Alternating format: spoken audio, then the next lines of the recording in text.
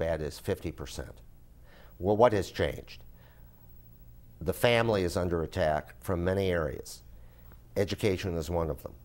But I can tell you now, there are many families, low-income families, very stressed families, who, if they were given education opportunities, they would be very happy to help their children.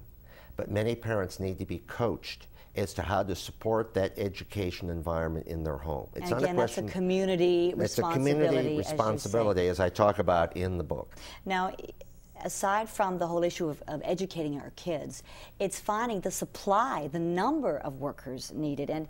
And you also talk about the fact that here in Canada, by 2011, the entire growth area in the workforce will have to be filled by immigrants. That's right. We don't have enough people, period. Now, Canada has been very advanced in trying to attract well-educated people from overseas. You've been doing this now for quite some time.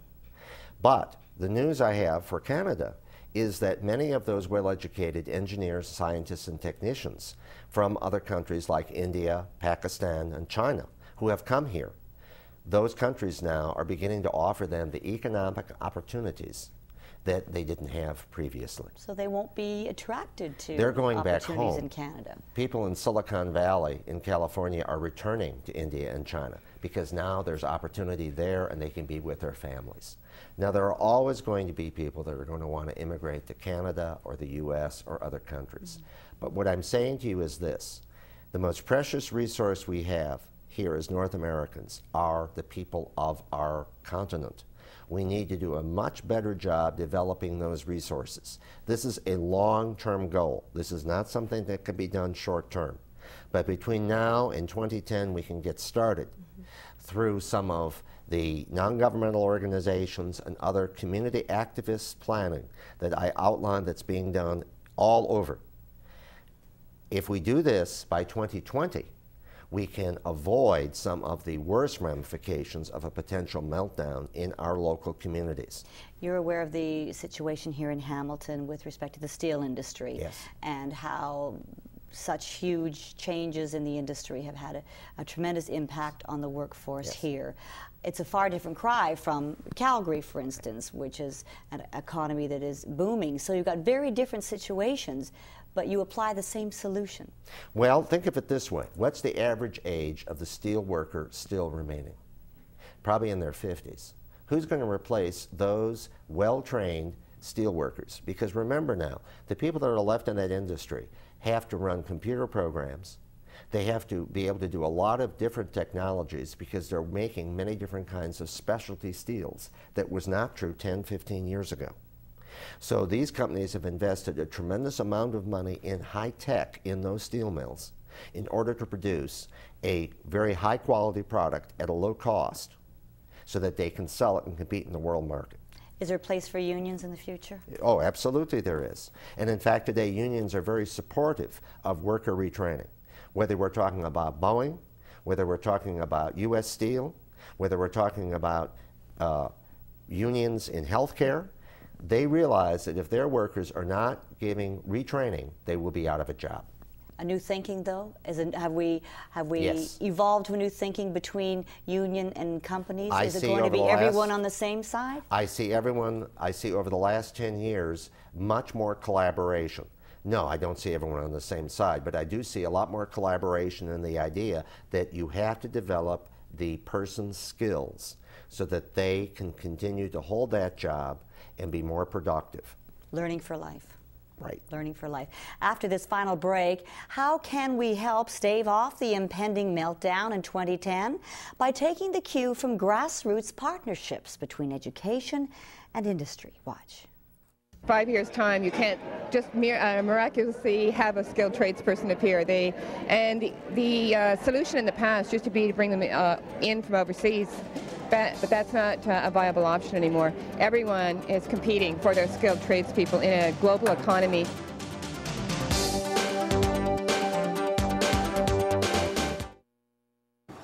Over the next 10 years, we're probably going to be looking at 500-600 new apprentices into the company. As our trades folks retire, we're going to have to replace them, and it's a concern that we have an access to the young people that are interested in an apprenticeship program. Some things are different than I've learned in school because, of course, they don't teach you everything. So it's much better learning on the job. You learn a lot quicker. In 2002, Human Resources Canada launched the skilledtrades.ca website with the mandate of matching employers with workers. Since then, a number of partnerships have taken root at the community level, from apprenticeships to cooperative education at the secondary school level. The question today with my guest, Edward Gordon, author of the 2010 Meltdown, is it too little, too late? You say it's not too late if we nurture these partnerships, Ed, and you've traveled all over North America, across Canada, from Santa Ana, California to Nova Scotia, and you meet with these communities at the grassroots level. And what do you tell them? How do you begin? I tell them what interests your child. What are they good at? What do they, what do they know about jobs? Because parents have a very subtle way of influencing their child, as does the media, in terms of their expectations about careers. And most schools train children to be college professors. It's all literate. What about the tactile? My dad was a carpenter for 50 years. And he built taught homes. You how to collect toy soldiers too, didn't he? Yeah, that's right. But for 50 years he did this. I can't drive a nail straight, and I'm his son.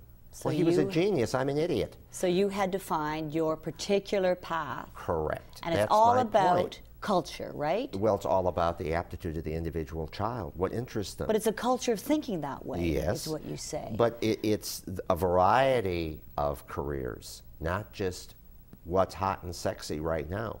What is going to happen over the next 10, 15 years? The world's going to look a lot more like Star Trek than LA Law. That's my point. Check out the World Future Society, host of this weekend's Toronto conference, at WFS.org.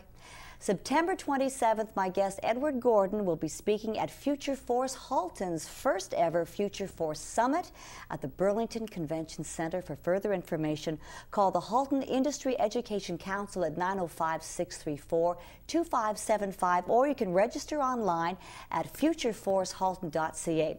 And to find out more about the fascinating life of Edward E. Gordon, the website is imperialcorp@juno.com. Ed, thank you for being with us and offering us a glimpse into a hard-working future. Perhaps we can follow up in September. Maybe.